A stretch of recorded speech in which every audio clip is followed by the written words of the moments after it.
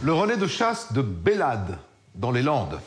Une chasse privée au bout du monde qui accueille chaque week-end en saison des chasseurs de Bordeaux.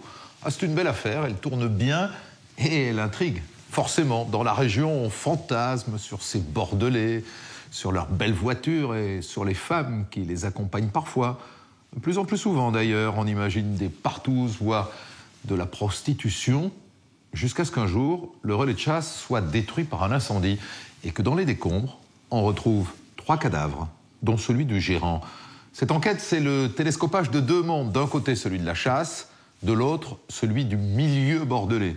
Un maquereau de Bordeaux aurait voulu transformer cette maison au milieu des bois en bordel.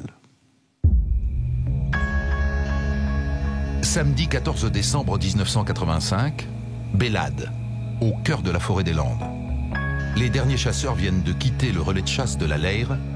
Le gérant, Jean-Claude Bonnefond, peut maintenant passer à table. Nous étions 4. Il y avait le garde-chasse, Mme Gousse et mon frère. Et moi. Le garde-chasse, Michel Linder, 23 ans. En fait, c'est l'homme à tout faire. Lucienne Gousse, c'est la compagne du gérant, Jean-Claude Bonnefond. Marie-France Lebert, la sœur de Bonnefond, est là aussi ce soir.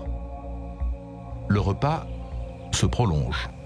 Vers 11h, nous sommes partis nous coucher, donc chacun est parti dans sa chambre. Le garde-chasse était parti un petit peu plus tôt.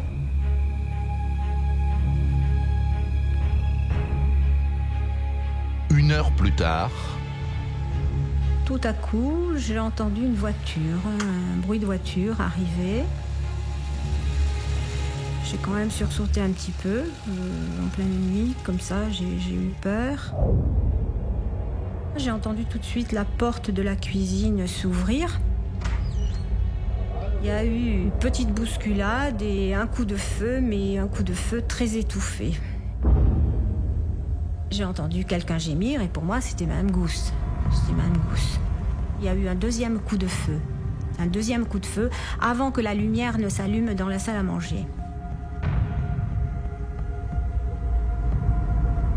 J'ai regardé et là j'ai vu un homme s'approcher de la chambre du garde qui se trouvait juste en face de la mienne.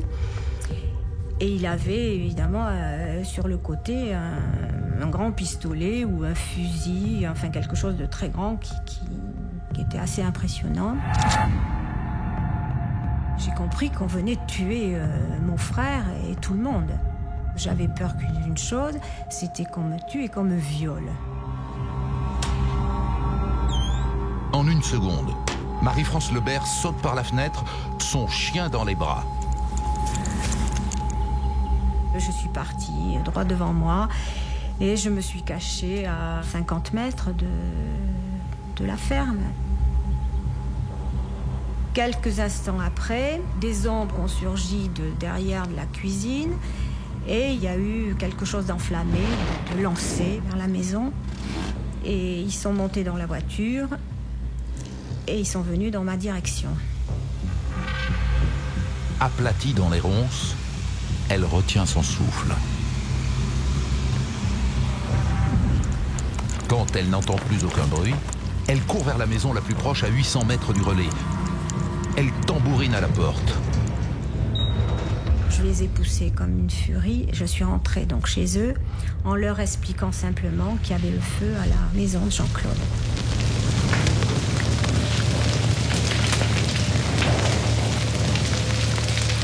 Marie-France Lebert appelle la gendarmerie. Le 15 décembre, à 3h du matin, Madame Lebert nous signale que le feu, qu'un incendie s'est déclaré à la chasse de Bélade. Les gendarmes de Pissos préviennent les pompiers et se rendent immédiatement sur place. À notre arrivée, c'est un brasier immense, terrible. Des flammes de 5-6 mètres d'eau jaillissent de partout. C'est mon fils qui m'a appelé pour me prévenir qu'il y avait un incendie à la chasse gardée. À ce moment-là, on ne savait pas s'il y avait des morts, il y avait simplement que l'incendie. Très vite, une douzaine de pompiers et 4 camions sont sur place.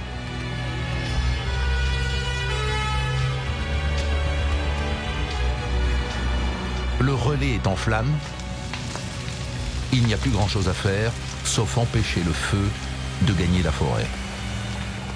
Vers 11h30 ou midi, là, la charpente s'est effondrée. Alors à ce moment-là, ils ont pu éteindre plus facilement. Les gendarmes peuvent enfin pénétrer dans ce qu'il reste du relais de chasse. Marie-France Lebert les a prévenus. À l'intérieur, il en restait 3. À partir de là, il a fallu, par le biais des employés communaux, des pompiers et des gendarmes, déblayer tous les graves. Et c'est là qu'on a commencé à découvrir les cadavres.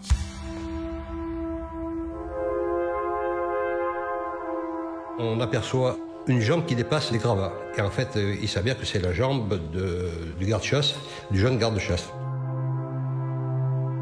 On a trouvé le jeune garde qui avait 20 ans, le pauvre garçon, et ils n'avaient pas été contents de le tuer, ils avaient tué son chien, en plus. Le corps est presque entièrement calciné. Il est couché en chien de fusil sur le lit. Manifestement, Michel Linder a été tué dans son sommeil. Madame Gousse, la compagne de M. Bonnefond, on l'a retrouvée dans sa chambre. Elle était plavante. Apparemment, Lucienne Gousse a eu le temps de se lever. Son corps calciné est découvert à côté de son lit, vêtu d'un pyjama.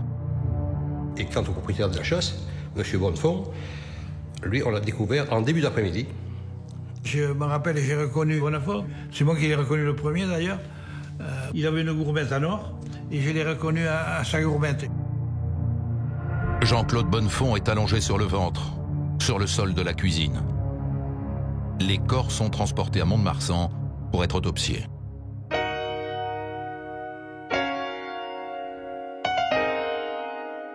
Jean-Marie Guillemessant, vous êtes l'actuel maire de Bélade, et à l'époque des faits, c'est votre père. Tout à fait. Qui était maire de Bélade. Parlez-moi du Bélade au moment de la tuerie. C'est un tout petit village. Tout petit village à l'époque de cette tuerie, puisque ça a été dénommé ainsi. Il y avait une centaine d'âmes, mais c'était un village tranquille jusqu'à ce moment-là.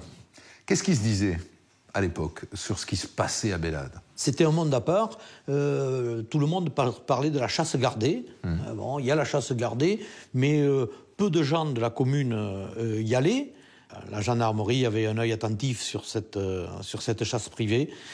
Mais les habitants de Bélade étaient au courant de rien. Ils faisaient leur business, si vous voulez, dans leur coin.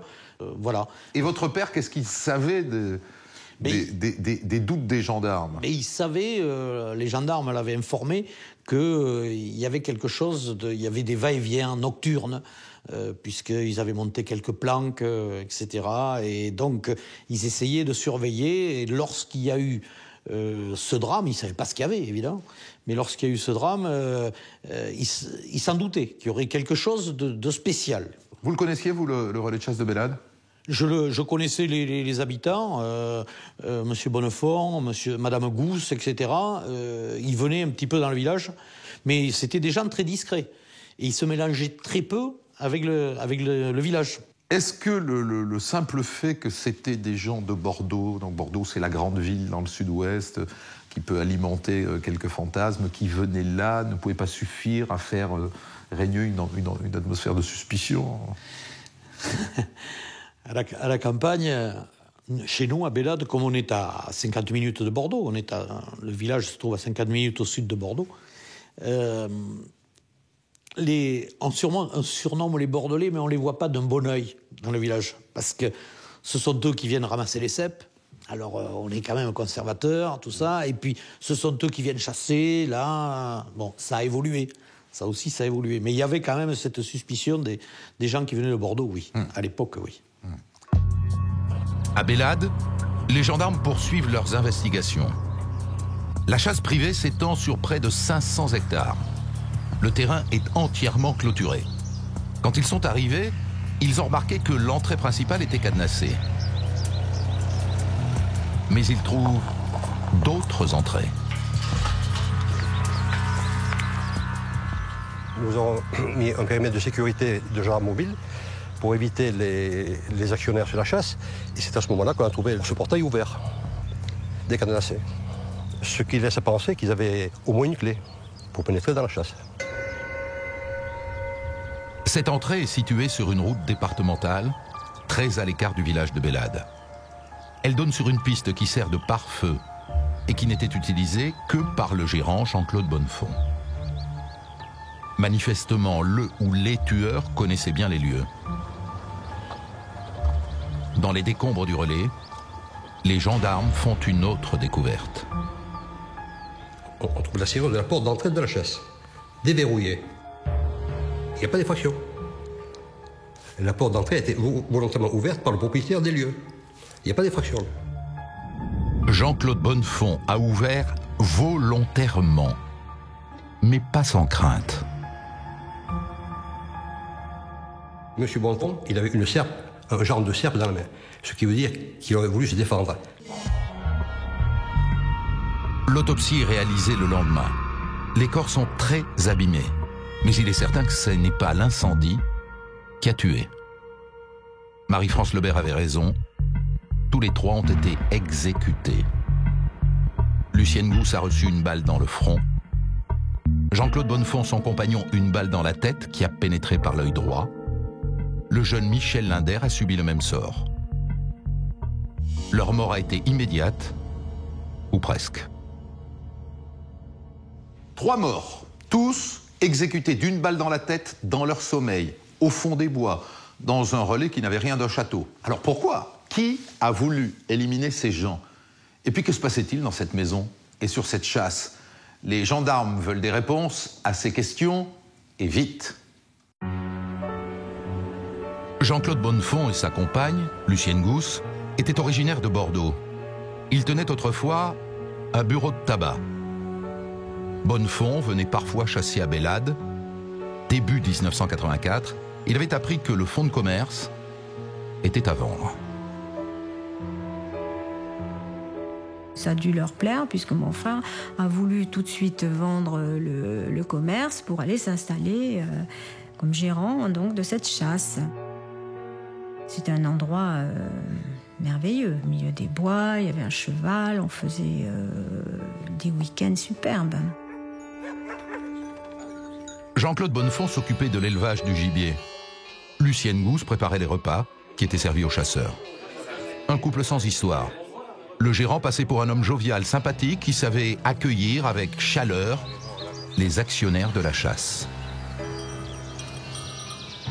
Il y avait un va-et-vient tout le temps avec les chasseurs. Quand il y avait 30 ou 40 chasseurs, il y avait du monde, c'est sûr. Je pense que ça marchait bien, il y avait pas mal de chasseurs. Bon, je n'étais pas dans les confidences, mais je pense que ça marchait bien, oui. Il y avait l'air d'avoir les week-ends, il y avait beaucoup de monde. Hein. En mai 85, 8 mois avant la tuerie, Jean-Claude Bonnefond avait embauché Michel Linder comme homme à tout faire. Le jeune homme vivait à Bordeaux, il cherchait du travail. Il a eu l'occasion de partir là-bas, donc il est parti sur connaissance d'un de mes cousins. Et mon père allait chasser là-bas aussi, donc par connaissance, il est parti et ça lui a plu. Donc il a décidé de rester là-bas. Il lâchait le gibier, il servait au bar. Mon frère était heureux là-bas, très heureux. Les occupants du relais sortaient très peu. Et la chasse privée restait un endroit un peu mystérieux pour les gens de Bélade. Un endroit que les gendarmes tenaient un peu à l'œil. Du coup, on s'y arrête de temps à autre, pour voir comment ça se passe un peu, bon, sous le prétexte de contrôler la chasse, comme normalement. Bon, a priori, il n'y a pas de problème particulier. Mais bon, on sent bien que M. Bonnefond est toujours sur la réserve. Il répond aux questions vite fait, quoi. Bon, on voit bien qu'il y a un air quand même. C'est pas net, quoi. Des choses pas nettes, Michel Linder en avait peut-être vu. 3 semaines avant le drame, le garde-chasse s'était confié à son ex-femme. Et il se passait de drôles de choses à Bélade. Oui, il me disait que c'était un peu... Ils étaient un peu bizarres, quoi. Et il m'avait dit qu'il y avait des voitures qui avaient été volées, des voitures maquillées, mais on ne s'est pas trop étendu dessus, quoi.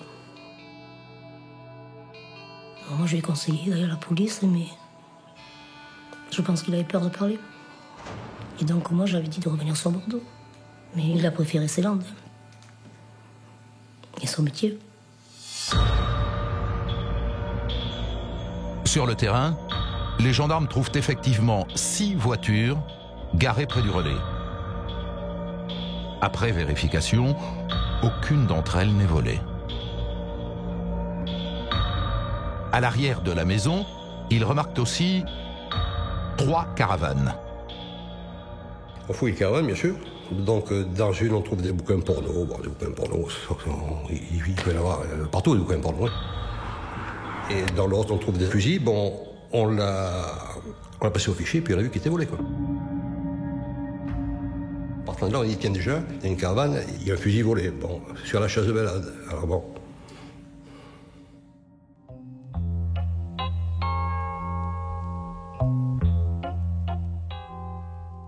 À ce stade, le juge d'instruction décide de dessaisir les gendarmes du coin. L'affaire est un peu grosse pour eux.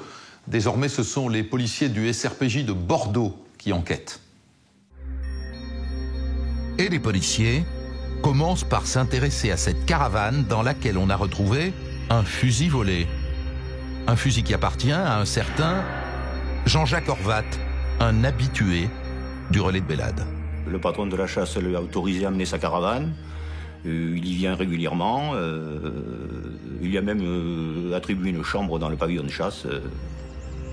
Il est chez lui, quoi, en fait. Il amène ses relations, il amène sa copine. Ils étaient installés là, mais ils étaient installés là même avant que mon frère prenne la chasse. C'était déjà des gens qui étaient sur la chasse. Très vite, Jean-Jacques Horvat était devenu très ami avec Jean-Claude Bonnefond. Il venait de plus en plus souvent débarquant à l'improviste, toujours avec une bande de copains. Ils viennent pas pour la chasse. Je ne les ai jamais vus partir avec leurs fusils à la chasse, mais ils sont là. Ils paraissaient avoir la vie sans doute facile. On voyait des grosses voitures venir. C'est vrai qu'ils n'hésitaient pas à payer une bouteille. Des flambeurs. Dans le milieu de la chasse, forcément, la bande d'Horvat détonnait. J'y suis allé qu'une seule fois. J'avais un jeune chien et c'était pour l'entraîner avant l'ouverture de la chasse. Je suis rentré au bar, j'ai vu qu'il y avait une population féminine assez importante. C'est une ambiance feutrée, une ambiance sombre, c'était bizarre. C'est assez inhabituel, dans la lande qui est la nôtre, de trouver derrière le bar d'un club de chasse ce que j'y ai vu. Mon frère m'avait dit, tu sers ces gens-là, mais tu ne te mêles pas de leur conversation, tu les sers, c'est tout. Ces gens-là faisaient tous plus ou moins partie du milieu de la nuit de Bordeaux. Ils étaient propriétaires de bars, de night-clubs ou videurs. Quant aux femmes... Mon frère m'avait mis au courant que ces femmes étaient des prostituées et qu'elles allaient travailler la nuit sur Bordeaux. Voilà. Officiellement, Jean-Jacques Horvat est un honnête commerçant. Mais la police judiciaire le soupçonne d'être un maquereau. Jean-Jacques Horvat, on le connaissait, il était connu du groupe de répression du banditisme. Horvat avait quand même une réputation de voyoucratie suffisamment posée pour qu'on se pose des questions sur quel était son rôle exact dans cette affaire. Marie-France Lebert raconte aux policiers que le samedi 14 décembre, quelques heures avant la tuerie, quand elle est arrivée au relais, son frère lui a raconté une drôle d'histoire. Mon frère est arrivé vers la voiture en nous disant « Oh là là, tu sais, j'ai eu une altercation avec Monsieur Horvat. Et franchement, ça m'embête beaucoup parce que c'est allé très loin. Mon frère était à 2 doigts d'aller chercher son pistolet pour le tuer et que même Gousse s'était interposé. La dispute avait eu lieu 3 jours plus tôt. D'après Bonnefond, il n'y avait pas de réconciliation possible. Il avait demandé à Horvat de retirer sa caravane. Mon frère me dit, je vais aller à la chasse, je le sentais anxieux, je vais aller faire un tour à la chasse. Il est parti, il a pris un fusil, il est parti. Et M. Horvat est arrivé, donc, accompagné de notre monsieur. Marie-France Lebert en avait profité pour parler à Horvat. Moi, je lui dis, tu sais, Jean-Claude a l'air très chagriné, qu'est-ce qui s'est passé? Et à ce moment-là, il m'a dit, ton frère, c'est une balance, il mérite la mort.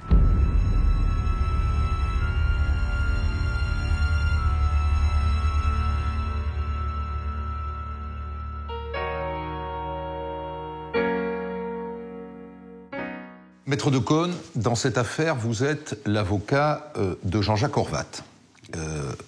Dès le début de l'enquête, enfin assez vite, 3 jours après le meurtre, il est interrogé. Alors est-ce qu'il reconnaît qu'il est allé sur place l'après-midi de la tuerie? Sans aucun problème. Pour? Sans aucun problème, pour y passer, comme il y passait régulièrement, pour aller voir son ami Jean-Claude Bonnefond. Il dira à plusieurs reprises qu'il se considérait un peu comme chez lui, là. Est-ce qu'il évoque la querelle qu'il aurait eue avec Bonnefond? Est-ce qu'il admet qu'il s'est disputé avec Bonnefond? Il n'en parle pas le 19. Il n'en parle pas à la première audition. Je ne crois pas qu'on l'ait interrogé là-dessus. Non, mais il va longuement s'expliquer sur un emploi du temps qu'on lui demande. Alors il a un alibi? Ah oui, un alibi extrêmement sérieux et vérifié. Il a passé la soirée au Petit Chef, il a passé la soirée dans un autre... il a terminé la soirée au Couche-Tard, il fêtait l'anniversaire de Carmen, si ma mémoire est bonne. Oui, et puis nombreux sont ceux qui l'ont vu et qui pourront attester qu'il était là, oui. Qu'est-ce qu'il fait, Horvat, dans la vie, officiellement? Alors, Horvat est issu d'une famille nombreuse. Il a une formation de boucher. Il a été de nombreuses années durant boucher. Il n'a jamais été à son compte. Il a toujours été salarié. Jusqu'au jour où il va cesser cette activité pour en trouver une plus lucrative, mais plus... limite.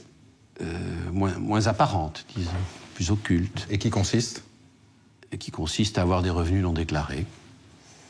Deux filles? Il est considéré comme étant un voyou influent sur la place de Bordeaux, considéré comme un maquereau, comme un proxénète sur ce qui est à l'époque, au plein cœur de Bordeaux, la place des grands hommes, les allées de Tourny, qui est un lieu de prostitution notoire. Mais pour rien de tout ça, il n'a jamais été condamné?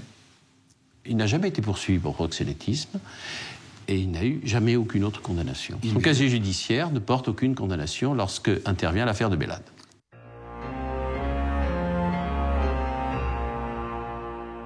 Horvat a donc un alibi. Mais la police garde quand même un œil sur lui, elle le place sous surveillance téléphonique.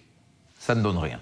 Elle met tous ses indices sur le coup et découvre qu'un bruit court dans le milieu bordelais.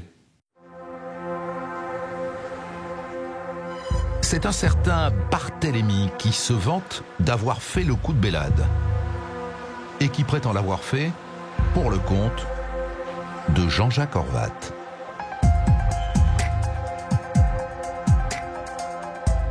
Les policiers retrouvent rapidement ce Barthélemy. C'est un Bordelais d'une trentaine d'années. Il n'est pas connu de SRPJ. Il est surveillé par le groupe de répression du banditisme. Déjà pour le connaître physiquement, pour voir ses relations, ses activités, quoi, en fait. Barthélemy habite dans une rue du centre-ville de Bordeaux.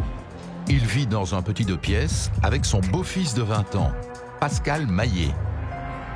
Une jeune fille de 18 ans, Laura, habite avec eux. Ça ressemble à un ménage à trois.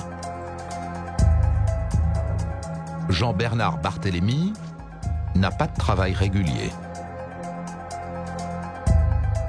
Barthélemy, bon, c'est un gars qui a fait des petits boulots, hein, mais bon, il était un peu instable, il restait pas trop longtemps dans ses différents emplois. Il a été bûcheron, il a fait également le chauffeur poids lourd, je crois aussi, quelque temps. Il rendait des services.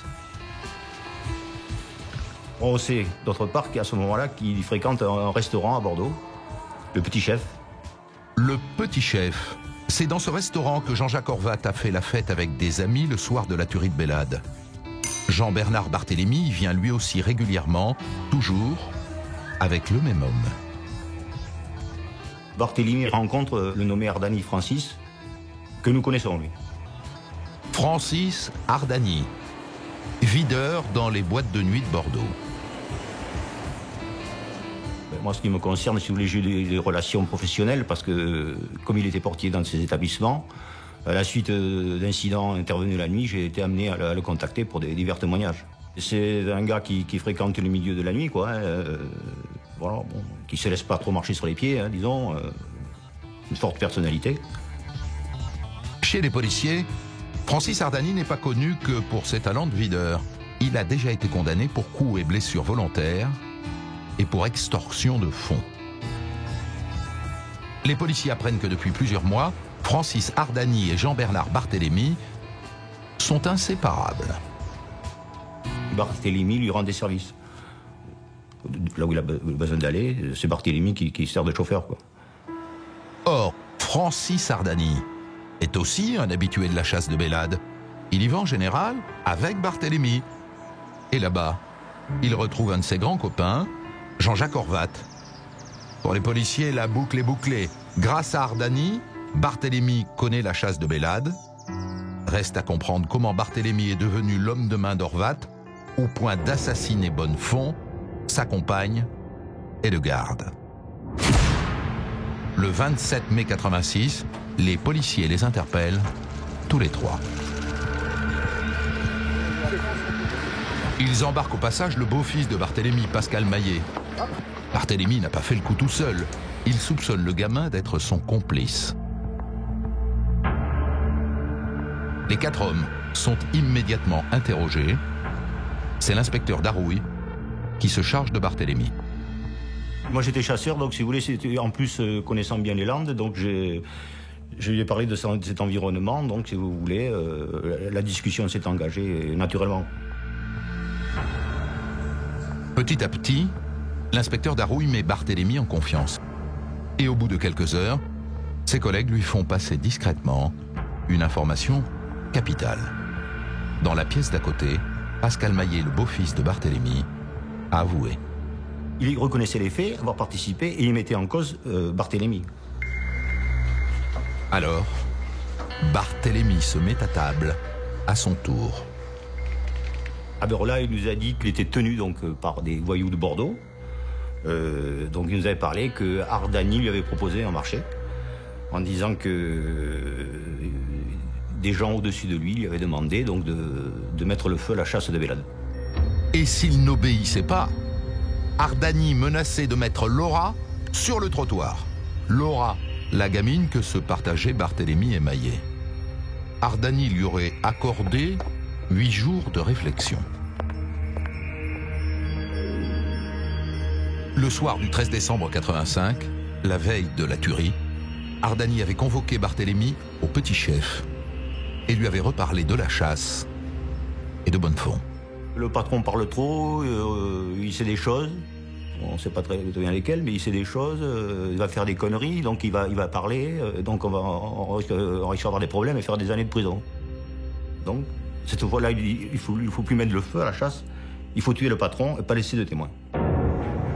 Le lendemain, le samedi 14 décembre, Barthélemy aurait mis Pascal Maillet au courant des ordres d'Ardani. Il lui aurait demandé de l'accompagner. Maillet aurait accepté par amour pour Laura. Le soir même, dans leurs 2 pièces de la rue Naujac, Barthélemy et son beau-fils ont donc préparé leur expédition. Barthélemy avait une carabine 22 long rifle. Il est allé chercher sa carabine. Il a pris 10 cartouches qu'il a mis en vrac dans sa poche. Pascal Maillet a pris une carabine, donc 9 mm, à un coup. Toutes ces carabines sont des carabines simples, à un coup. Et ils sont partis, donc, direction Bélade. Sur la route, Barthélemy a fait le plein. Il a aussi rempli un jerrycan de 10 litres. Arrivés à Bélade, ils sont allés directement au portail Est. Barthélemy savait qu'il n'était pas verrouillé.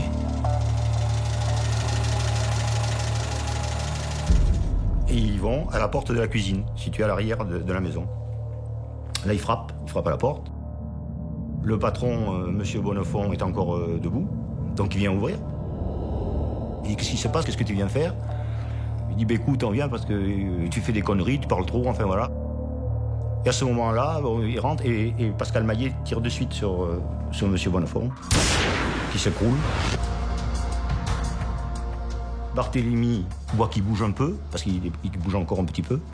Donc il se saisit de sa carabine dans le rifle, et là il achève le tir à bout portant. C'est là que Lucienne Gousse s'est levée. Ils me remettent chacun une balle dans leur arme, et ils pénètrent dans la chambre, où ils tirent immédiatement sur Madame Gousse, qui, elle, tombe entre le lit et la cloison de la chambre. Barthélemy et Maillet se sont alors dirigés vers la chambre de Michel Linder, le garde-chasse. Et là, c'est Barthélemy qui tire le premier sur le garde-chasse.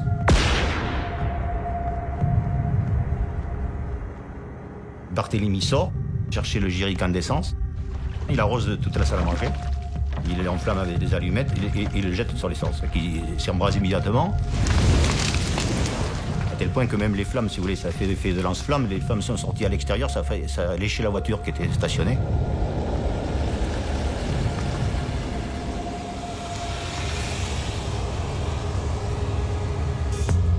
La garde à vue est terminée. Barthélemy et Maillet doivent être transférés chez le juge d'instruction. Mais quelque chose tarabuste encore le policier. L'indique parler de 3 tueurs. Alors en route, il pose une dernière question à Barthélemy. À ce moment-là, on dit, ben voilà, mais tu nous as raconté ça, ben bon, on veut bien croire, mais est-ce qu'il n'y a pas une autre personne? Et là, ce qu'il a, qui dit, oui, effectivement, il reconnaît qu'il y a eu un troisième, Jean-Pierre Alario. Jean-Pierre Alario, serveur au Petit Chef. Les policiers l'avaient à l'œil. Le lendemain, ils interpellent Alario chez lui. En garde à vue, il avoue à son tour avoir participé à la tuerie de Bélade.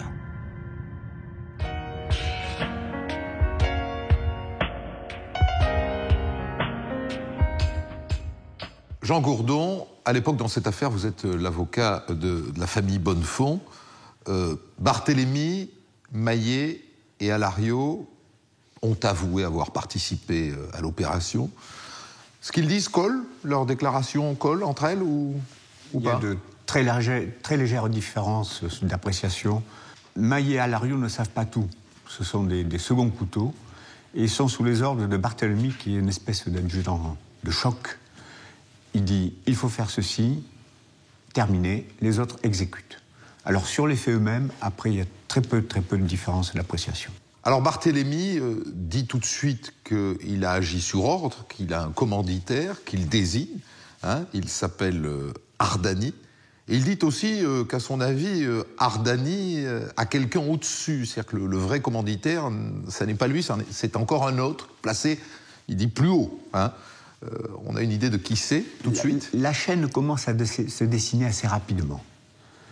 On sait que très vite qu'il y a un super chef, qui est un homme du milieu, et qui s'appelle Horvat.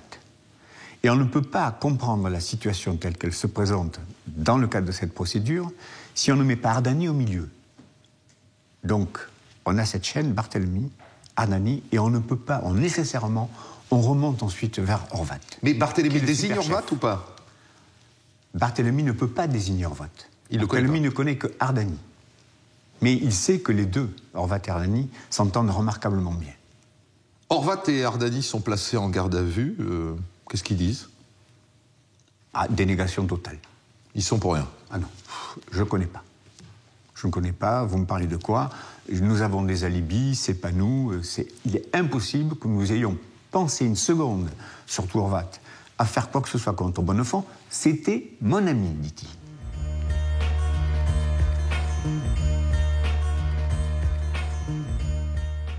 Barthélemy, Maillet et Alario sont inculpés d'assassinat et d'incendie volontaire. Horvat et Ardani nient toute implication dans cette affaire, mais ils sont quand même inculpés de complicité d'assassinat et d'incendie volontaire. Tous les 5 sont placés sous mandat de dépôt.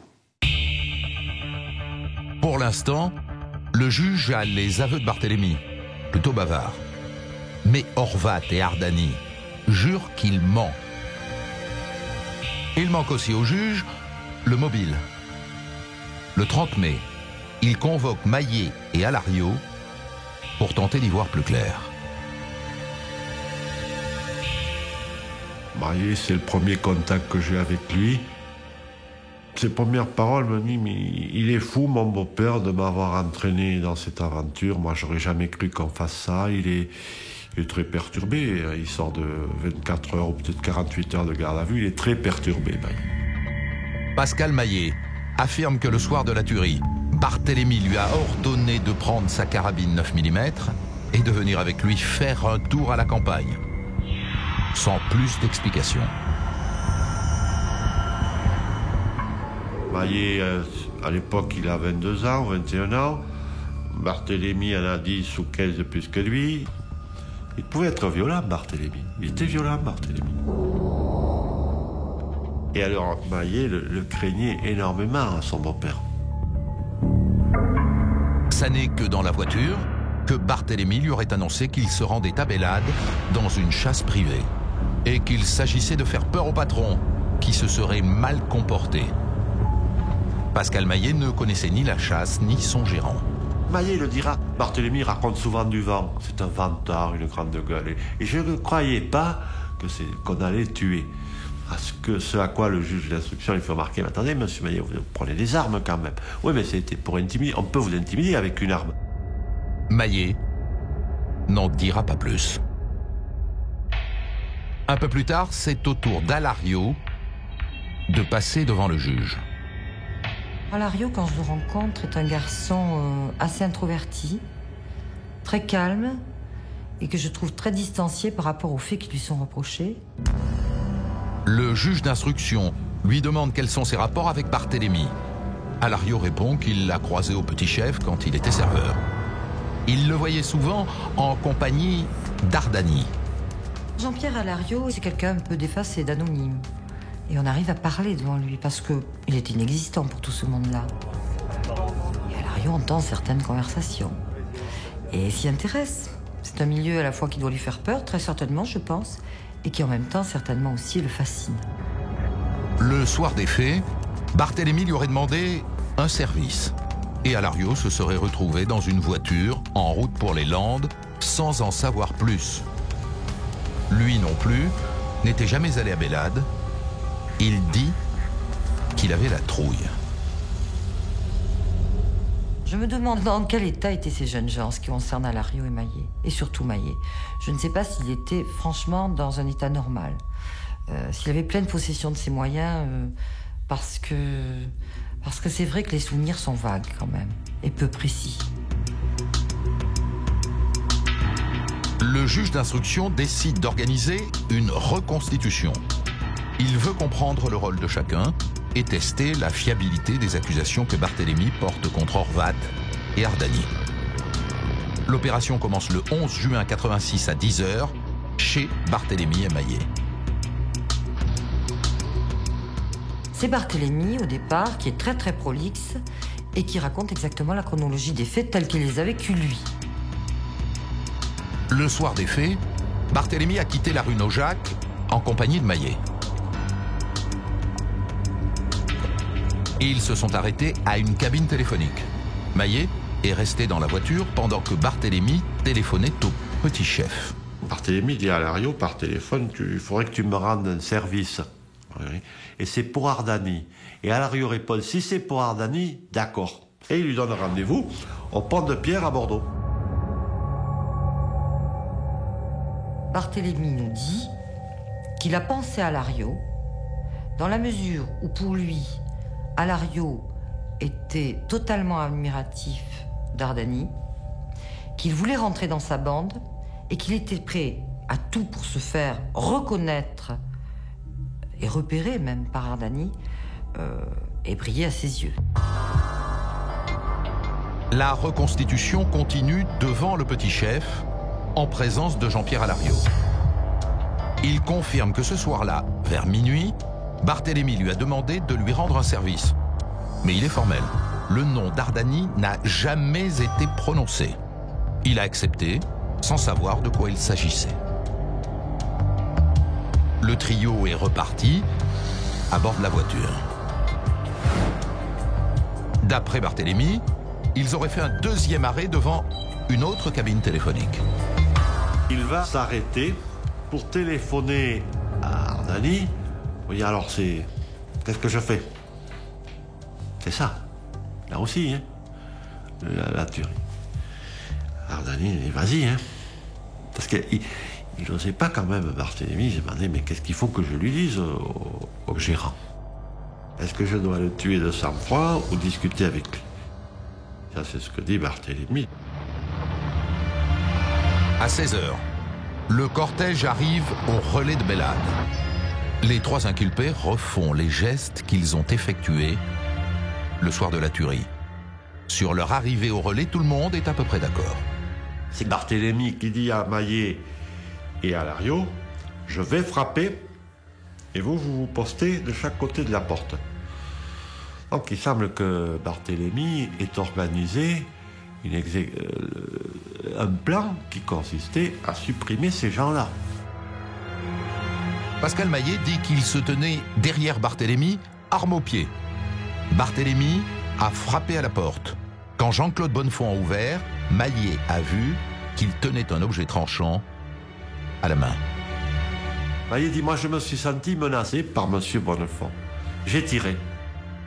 Barthélemy dit, j'ai vu que Maillet a visé. Le juge d'instruction fait remarquer à Barthélemy, mais monsieur Barthélemy, c'est pas possible que vous ayez vu Maillet viser puisque vous étiez devant lui. Ah oui, il se reprend, Barthélemy dit, non, j'étais à son niveau. Ensuite, Maillet est formel. Il est allé directement dans la chambre du garde-chasse et il a tiré. Barthélemy lui revient sur ses aveux. Il n'a tiré ni sur Madame Gousse, ni sur Bonnefond. Quant à Alario, il ajoute encore à la confusion. Il est absent, en fait. Moi, il me paraît absent. On dirait un automate. Il dit qu'il a tiré sur M. Bonnefond et Mme Gousse. Il suit un peu ce qui est dit par Barthélemy. Et on dirait qu'il répète. Mais ça a été très long, ça a duré toute l'après-midi, ça, parce qu'ils hésitaient, ils se contredisaient, vous savez. Dans ces cas-là, les gars qui sont pris, ils ne savent plus comment s'en sortir, ils essaient de se contredire. Puis personne ne sait trop qui a tiré avant qui, et tout s'est passé en quelques secondes, en quelques minutes, même si les gestes sont disséqués, etc. Et qu'en fin de compte, ça a été un affolement total. Moi, c'est l'impression que j'en ai eu le jour de la reconstitution.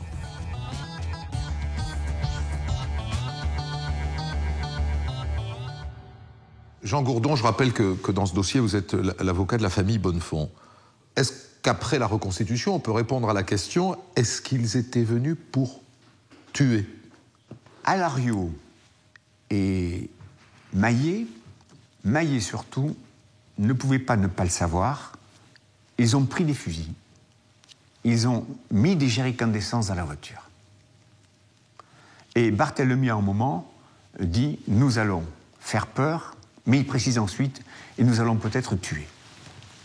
Votre sentiment à la fin de la reconstitution, c'est que le juge penche pour une commandite de manière assez claire? Ce sont des hommes de main pitoyables, qui ont d'ailleurs effectué une action pitoyable, mais il est évident que, compte tenu de leur cursus, de leurs qualités qui ne sont pas brillantes, ils ne peuvent pas se lancer dans une opération d'envergure de ce genre sans qu'il y ait un super chef au-dessus, donc un commanditaire.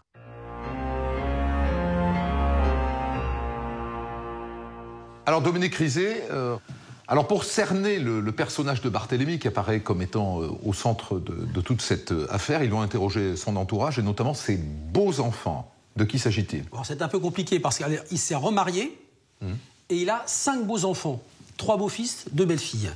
Et effectivement, bon, on va leur poser des questions. L'un de ses beaux-fils dit « Barthélemy m'a fait participer à quelques-uns de ses méfaits. On a volé du gasoil, on a volé des boissons dans des entrepôts, on a creusé des trous pour y cacher des armes. Il nous a appris à fracturer des fenêtres sans faire de bruit, à neutraliser des systèmes d'alarme. » Ça vous montre un peu ce qu'il apprenait à ses beaux enfants. Un autre dit, courant 85, il nous avait fait découper 3 voitures au chalumeau.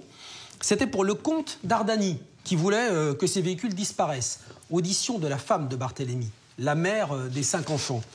Ça se passait très mal, il nous menait une vie impossible, il allait voler dans les supermarchés, il cassait ensuite la plupart du temps ce qu'il avait volé au cours de crises de nerfs mémorables. Et j'ai su qu'il couchait avec mes filles. L'une des filles, dit d'ailleurs, confirme aux enquêteurs, Barthélemy me forçait à coucher avec lui 3 fois par semaine. Et écoutez bien ça, ma fille est la sienne.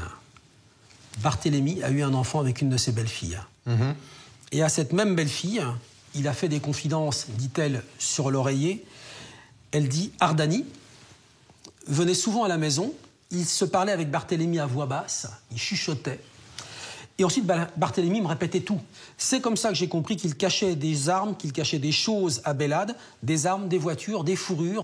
Ils avaient peur que le patron, donc le patron du relais de chasse, Bonnefond, ne parle, et le moyen de l'empêcher, c'était de le descendre. Barthélemy m'a raconté que ce soir-là, ils avaient tué 3 personnes. Donc, conclusion, première chose, Barthélemy a bien commis des actes délictueux pour Ardani. Et deuxième chose, ce monsieur Barthélemy, il a une conduite morale qui est quand même assez spéciale. Pendant des mois, le juge convoque et reconvoque les 3 tueurs présumés. Barthélemy, Alario et Maillet. Il les interroge d'abord en tête-à-tête et puis il les confronte les uns aux autres. Avec une obsession, savoir si Barthélemy dit vrai. Si Ardani et Horvat sont dans le coup. Chaque fois, Maillet et Alario répètent la même chose. Le nom d'Ardani n'a jamais été prononcé, ni avant, ni pendant l'expédition. Puis à la fin de l'année 86, 1 an après la tuerie, Jean-Pierre Alario change d'attitude. Il écrit au juge d'instruction qu'il est amoureux, qu'il se projette dans l'avenir, qu'il faut qu'on le comprenne, et qu'en fin de compte, il n'est pour rien dans cette affaire, si ce n'est qu'il a été embarqué malgré lui, qu'en fin de compte, il devrait être libéré.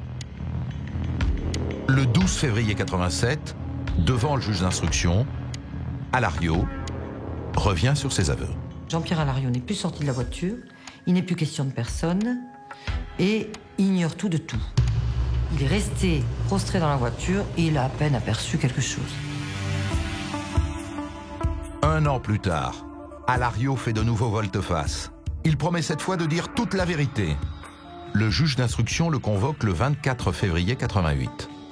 Alario indique qu'il fait l'objet de pressions absolument terribles au sein de la maison d'arrêt, que c'est pour cela qu'il n'a pas mis Ardani en cause délibérément jusqu'à présent, et que maintenant, s'il bénéficie de garanties de protection, il peut dire ce qu'il sait. Il nomme précisément Ardani. Il dit que Barthélemy l'a mis en cause comme étant le commanditaire et que la mission était très claire, c'était tuer. Alors, le juge convoque de nouveau Ardani et le met en présence de son principal accusateur, Jean-Bernard Barthélemy.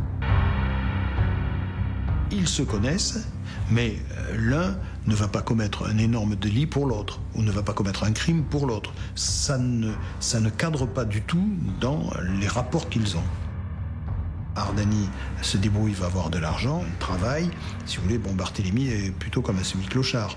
À un moment, Ardani est blessé et Barthélemy va l'aider, lui servir de chauffeur et va pouvoir lui rendre quelques menus services. On n'est pas dans le système du garde du corps ni du chauffeur. Ardani n'est pas l'homme du milieu qui a son chauffeur. Non, c'est pas ça. Devant le juge, Barthélemy dit que si Francis Ardani avait fait appel à lui, c'est parce qu'il le tenait. Il l'avait mêlé à tous ses petits trafics, ses arnaques à l'assurance, ses raquettes. Il faisait le sale boulot. Dans le cabinet du juge, Ardani s'étrangle. Vous avez d'un côté Ardani qui conteste formellement, l'autre qui est là, qui l'accuse. Qu'est-ce qu'il pourrait faire là? Et il dit non. Il dit c'est pas vrai. Et puis alors la seule chose qui leur a envie, c'est de lui filer deux tartes, bien évidemment.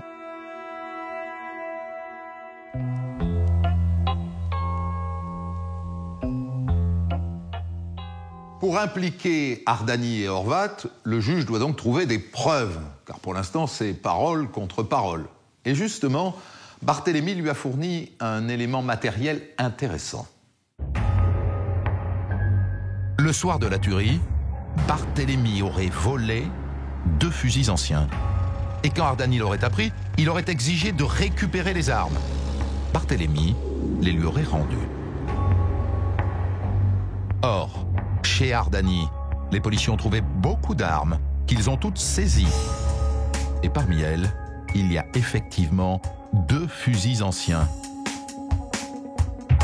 Le juge d'instruction les montre à Marie-France Lebert, la sœur de Bonnefond.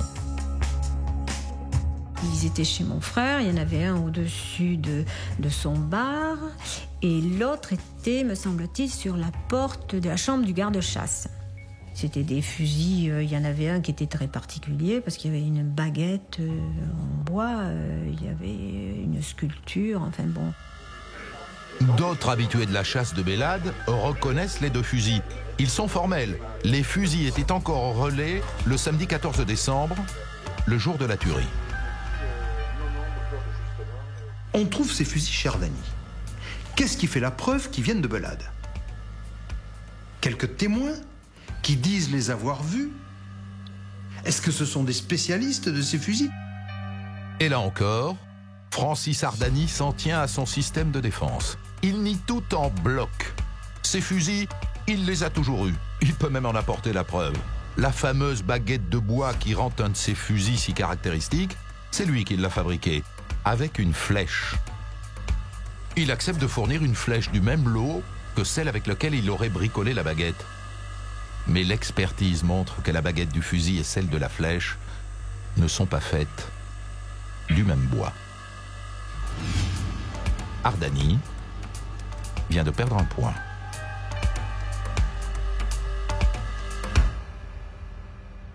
Alors maintenant, Dominique Rizet, il faut évoquer un élément du dossier qui semble bien démontrer que Ardani est les 2 mains dans ce coup-là. Ouais. Cet élément, c'est une carte grise falsifiée. Oui. Alors, l'histoire, c'est que Ardani dit aux enquêteurs « Moi, je n'ai plus revu Barthélemy depuis novembre 85. » C'est sa manière de se défausser de l'affaire, lui. Voilà. Hein, la tuerie, c'est le 15 décembre. « J'ai plus revu Barthélemy depuis novembre 85. » Or, les enquêteurs vont prouver le contraire, puisqu'ils vont retrouver le garagiste chez lequel, tous les 2, sont allés acheter une voiture. D'accord ? Et ça, c'est la carte grise de la vente de la voiture. Et le garagiste, lui, va écrire « Vendu le 8 janvier 86 ». Et en fait, c'est très embêtant. C'est très embêtant parce que ça prouve que Ardani et Barthélemy se sont vus en 86. Donc Ardani a menti. Donc quelqu'un, on ne saura jamais qui, a falsifié la carte grise. Regardez. Quelqu'un va écrire 10 novembre et va oublier de modifier 86. Ça devrait être 85. Et on ne saura jamais qui a modifié la carte grise. Mais qui avait intérêt à ce qu'on pense que la voiture elle avait été vendue en novembre et pas en janvier? Lui, Ardani. Parce que cette carte grise, elle prouvait qu'ils ont continué à se voir, Ardani a continué à voir Barthélemy, contrairement à ce qu'il dit aux policiers, après la tuerie de Bélade. Donc on sait que Ardani a menti, et c'est important parce que le juge, il a 2 versions, Barthélemy qui dit c'est Ardani le commanditeur, et Ardani qui dit moi Barthélemy je ne le vois plus. Le juge il aura plutôt intérêt à croire Barthélemy, puisque maintenant il sait que Francis Ardani est capable de lui mentir.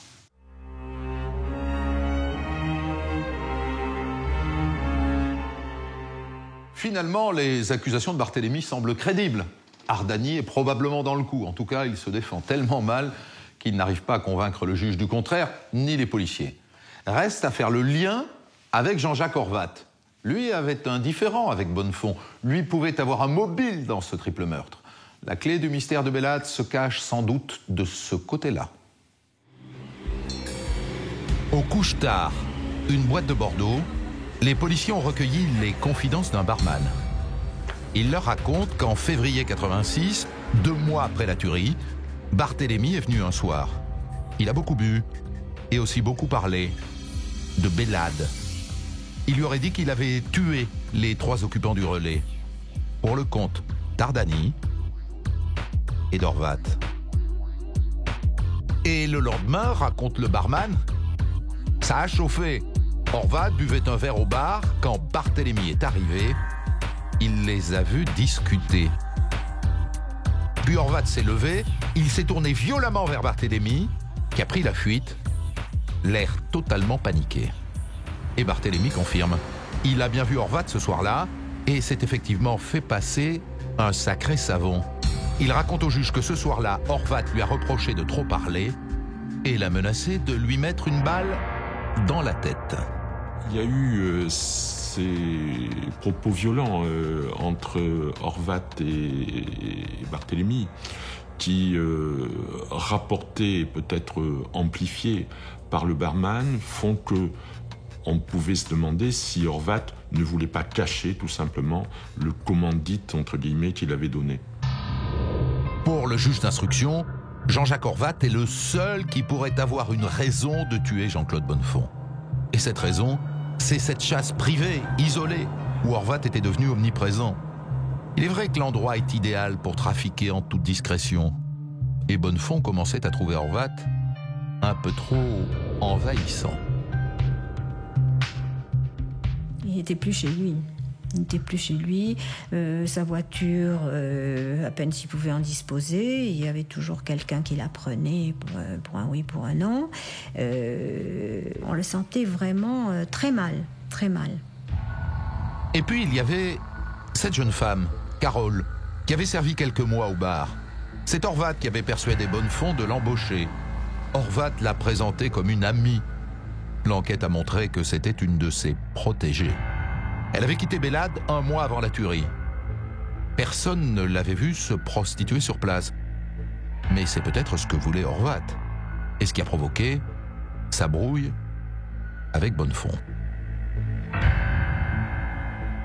On a toujours supposé, policièrement, que, en fait, il voulait s'accaparer cet établissement à des fins de proxénétisme. Et bien sûr, ça n'allait pas aux propriétaires.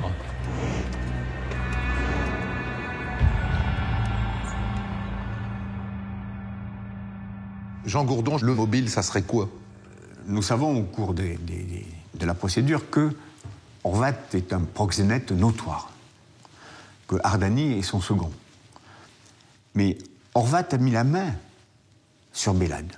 Il s'est aperçu que ce lieu était privilégié, ultra privilégié pour l'exercice de sa profession. Donc, il a un conflit majeur, à un moment donné, semble-t-il, avec Bonnefond.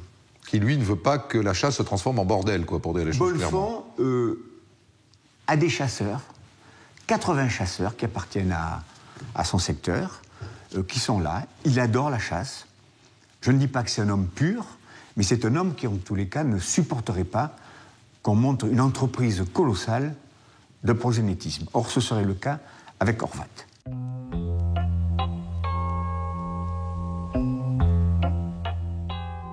Maître Philippe de Caunes, l'idée à la fin de l'enquête, c'est que votre client Horvat aurait voulu monter un bordel à Belade et qu'il aurait fait éliminer Bonnefond et les autres parce qu'ils étaient gênants dans le cadre de cette activité. Qu'est-ce que vous pouvez répondre à ça, vous? Il est évident que la preuve de la commandite par Horvat, et a fortiori par Horvat, n'est absolument pas établie dans ce dossier, qu'elle émane d'une hypothèse, qui est une hypothèse émise dès l'origine par les enquêteurs, à partir des déclarations qui ont été faites par Madame Bonnefond. Et c'est de là que ça part. On va À l'occasion de cette affaire, et c'est un peu historique, dirais-je, il y avait des bordels qui existaient sur la route entre Bordeaux et Pau, tous les gens du Sud-Ouest le savent. À l'occasion de cette affaire, il va y avoir une grande opération un matin et on va fermer tous ces claques. Et Horvat va être condamné à 2 années d'emprisonnement pour proxénétisme aggravé. Ce qui fait qu'effectivement, lorsqu'il comparaîtra en cour d'assises, il aura cette condamnation pour proxénétisme, dont j'ai toujours pensé qu'elle était intervenue opportunément pour asseoir la thèse que vous êtes précisément en train de rappeler, pour laquelle vous m'interrogez. C'est-à-dire que pour vous, l'idée qu'il aurait voulu monter un bordel à Bélade et qu'il aurait fallu qu'il se débarrasse pour ça de Bonnefond ne tient que par hypothèse, quoi. Rien dans le dossier ne vient corroborer une telle hypothèse. Il y a quand même cette discussion entre Horvat et la sœur de Bonnefond, au cours de laquelle il lui aurait dit « Ton frère est une balance, il mérite la mort. » Oui, c'est le grand... C'est l'une des grandes difficultés du dossier, je le sais très bien. Il reconnaît l'existence de cette phrase, Horvat ?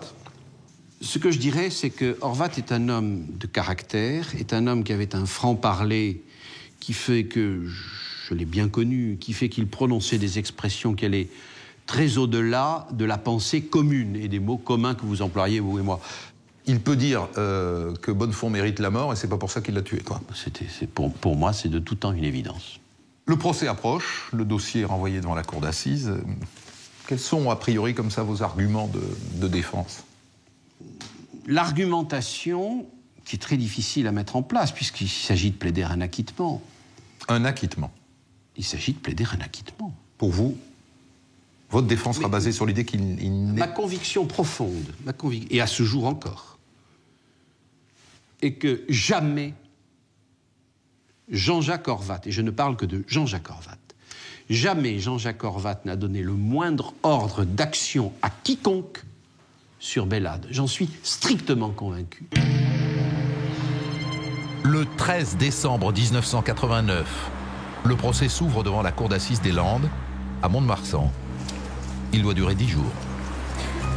Alario, Barthélemy et Maillet, les 3 tueurs présumés de Bélade, font plutôt pâle figure, à côté de ceux qu'ils accusent d'être les commanditaires du triple meurtre, Horvat et Ardani.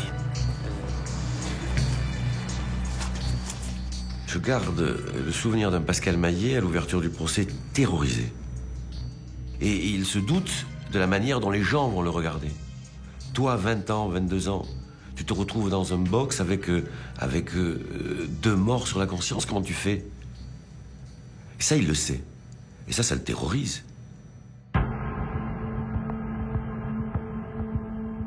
Alario, on se demande vraiment ce qu'il fait là. Pas l'individu, très timide, s'exprimant peu. Maillet, on sent l'enfant sacrifié. Et nous avons Barthélemy, qui est à la tête de ce petit clan de Menufretin, qui, lui, a une diarrhée verbale, est très prolixe, et s'acharne contre Ardani. Pour les 3 tueurs, les jeux sont faits. Mais Ardani et Horvat, depuis le début, les policiers et le juge sont convaincus qu'ils sont dans le coup. Mais devant la cour, il faut le prouver. Il faut avoir des billes. Et la défense ne les voit pas. Nous arrivons en cour d'assises. Bon, cour d'assises, on pense qu'effectivement, les jurés landais vont dire cette histoire est invraisemblable. Et tous, nous sommes un groupe d'avocats, nous arrivons tous sereins. Mais nous arrivons tranquilles.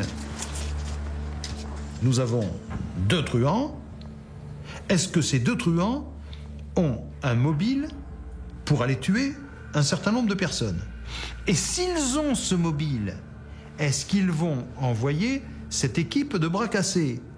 Dans la conclusion, c'est pas possible. Face à Barthélemy qui l'accuse, Ardani, fidèle à son image de videur, joue les gros bras. Il est véhément, Ardani. Il s'agite dans son box, il est véhément, il s'explique avec force. Parfois même, il est nécessaire de le rappeler un petit peu à l'ordre. Quand il s'en prend directement à des témoins, il faut lui rappeler les règles du jeu, à savoir qu'il est là pour se défendre, s'expliquer, et qu'il n'est pas là pour impressionner ni ses co-accusés, ni les témoins. Jean-Jacques Horvat, lui, adopte l'attitude inverse. Horvat est plus discret. J'allais dire qu'il est plus fin. Quand il y a des éléments qui sont en sa défaveur, il fait le dos rond. Quand on lui rappelle son passé de proxénète, il conteste pas vraiment, mais il dit non, ces filles qui travaillaient, dit-on pour moi, c'est pas du tout le cas. Je leur demandais pas de l'argent. Elles me le prêtaient. C'était des relations, bonne amitié. Il passait pas. La difficulté, c'est que Horvat ne passait pas, et au procès, c'est le jury des Landes. Il regarde ces proxénètes de la ville de Bordeaux un petit peu comme des bêtes curieuses. Quand Marie-France Lebert, la sœur de Bonnefond, vient témoigner à la barre, Horvat reste impassible. Mais au moment où elle évoque les menaces qu'il a proférées contre son frère, Horvat se lève dans son box. D'ailleurs, étonné ou faussement étonné, dire mais pourquoi dis-tu ça? Je ne comprends pas. Nous étions les meilleurs amis du monde avec ton frère. Voilà. Et ça, c'est la façon de se défendre d'Horvat. Les avocats, ils vous font passer pour menteuse. Hein, les avocats, oui, je suis une menteuse, je suis complet, j'affabule, je dis n'importe quoi. Les avocats d'Horvat font citer un témoin qui vient dire à la barre qu'Horvat et Bonnefond étaient les meilleurs amis du monde et qu'ils ne s'étaient jamais disputés. L'avocat général a produit à l'audience le casier judiciaire de ce témoin, sur lequel figurait, entre autres condamnations, une condamnation, ce qui est assez rare, pour faux témoignage en matière pénale. Bon, sa déposition s'en est trouvée quelque peu édulcorée, et il est reparti sans demander son reste. À ce stade, la Cour bute encore sur un mystère, les raisons de ce triple meurtre.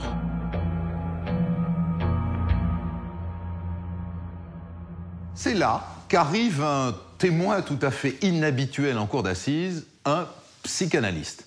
En prison, tous les accusés ont rencontré un psychiatre qui a conclu qu'ils ne souffraient pas de maladie mentale et qu'ils étaient accessibles à une sanction pénale. Mais le juge d'instruction a aussi nommé un expert psychanalyste pour tenter de comprendre à quelle pulsion les 5 accusés ont pu obéir. Le 15 décembre, c'est avec beaucoup de curiosité que la cour d'assises des Landes accueille le professeur d'Espagnac. Il a fière allure,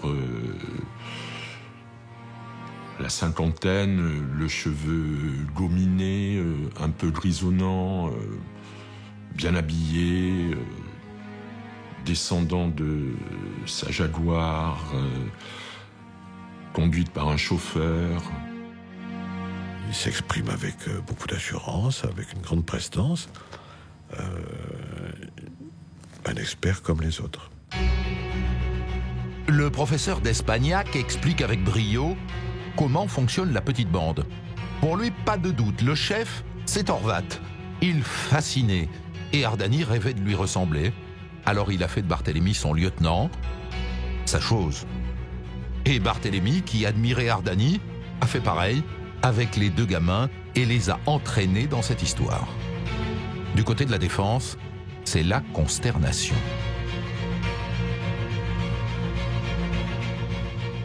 Nous, on avait un certain mépris pour le rapport, mais je crois qu'on s'est trompé.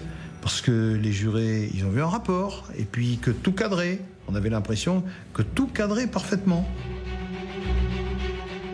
Il a fasciné les jurés, et il y avait de quoi être fasciné. Il a séduit, et surtout, il a convaincu. Terminé. Convaincu aussi l'avocat général qui requiert la réclusion criminelle à perpétuité contre Horvat et Ardani. On ressent parfaitement que finalement tout ce qu'on peut dire n'est pas très important dans la mesure où on présente un paquet bien ficelé avec un mobile que l'accusation estime charpenté, et puis les jurés des Landes n'ont plus qu'à faire l'œuvre finale.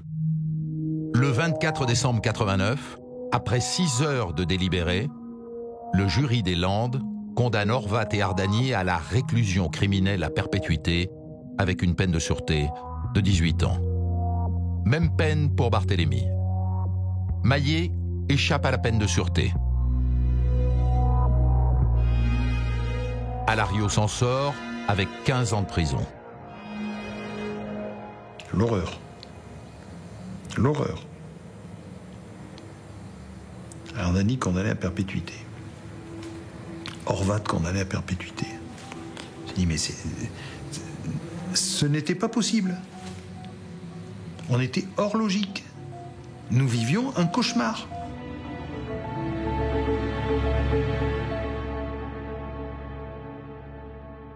C'est fini. Le dossier est a priori clos. À l'époque, il n'y a pas d'appel aux assises. De longues années de prison attendent les accusés, mais 2 ans plus tard, rebondissement. Le 6 décembre 91, Maître Ducos-Ader, l'un des avocats d'Horvat, reçoit un coup de téléphone du procureur de Périgueux.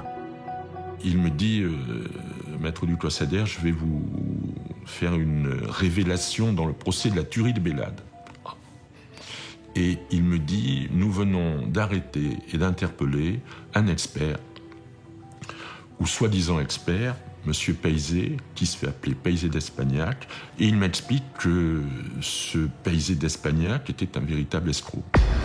Peizé d'Espagnac, le professeur, l'expert du procès de Bélade. Il vient d'être condamné à 30 mois de prison avec sursis pour escroquerie. Il n'a jamais été psychanalyste. L'escroc qui avait tout faux. Mais tout de même, il a réussi à tromper tout son monde très longtemps. Faux psychanalyste, faux beau-frère de ministre et surtout faux expert, car la cour d'assises lui avait même demandé son avis sur certaines affaires. Voilà un homme qui a été faux évêque, faux chirurgien esthétique, faux expert psy. Il a eu dans son cabinet psychanalyste des grands médecins, des grands policiers, mais surtout beaucoup de magistrats, parce qu'il était évidemment fasciné à l'époque par les magistrats. Et ces grands magistrats font partie de ceux, en particulier juges d'instruction, qui évidemment le désignaient en tant qu'expert psy. Il a dû apprendre que le juge d'instruction était en charge de ce dossier qui avait quand même frappé les esprits, non seulement sur le plan local, mais même sur le plan national, parce que c'est une affaire criminelle retentissante. Donc il s'est fait connaître du juge d'instruction et lui a fait savoir qu'il serait intéressé de réaliser une expertise en cette matière. Et cette expertise bidon avait parfaitement servi l'accusation. Tout ça, c'est du vent. Tout ça, c'est rien. C'est de la poudre aux yeux. Et là, on est à la fois un peu estomaqué, un peu surpris, mais on est surtout un peu déçu. On n'a rien vu, on n'a rien senti. On est quoi? On est à la merci de l'escroc. Cette histoire d'experts et de faux experts a fait rire tout le monde. Sauf Ardani, Horvat et les avocats.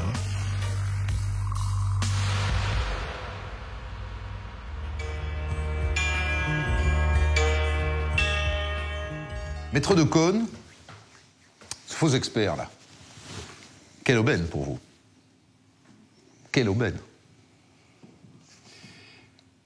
Oui, nous essayons de faire prendre en compte cette information décisive par la Cour de cassation et nous obtenons que la Cour de cassation, pour une violation de la loi, dans l'intérêt de la loi, ce qui est quand même assez rare, prononce non pas l'annulation du verdict, mais en amont, prononce l'annulation de l'arrêt de renvoi prononcé par la chambre d'instruction, la chambre d'accusation de la cour d'appel de Pau. C'est-à-dire que c'est plus qu'une remise à zéro, c'est une remise avant zéro, quoi.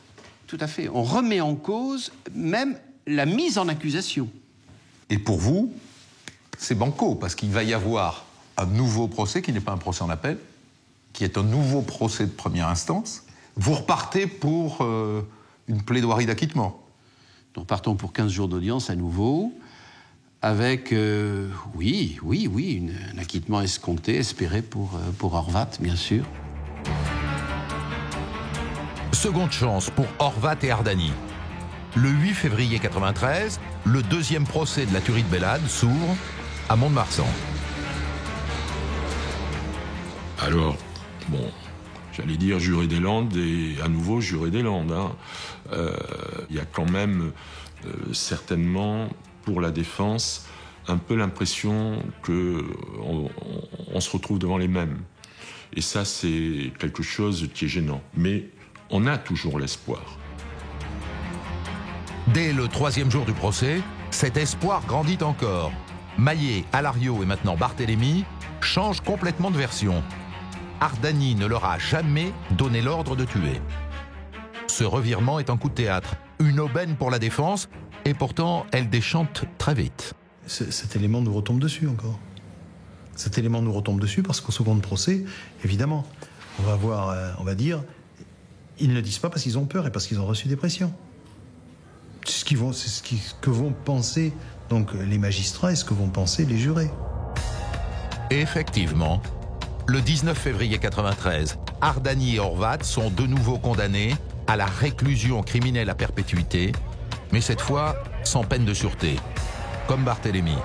Alario prend 15 ans, seul Maillet tire bénéfice de ce nouveau procès, 18 ans de prison au lieu de perpète.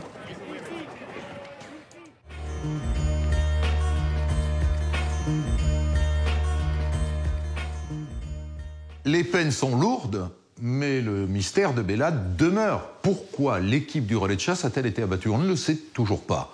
Ardani a été libéré après 18 ans de prison. Il affirme toujours qu'il n'a jamais commandité ces 3 meurtres. Quant à Horvat, il a clamé lui aussi son innocence jusqu'au bout, jusqu'à sa mort en 2007.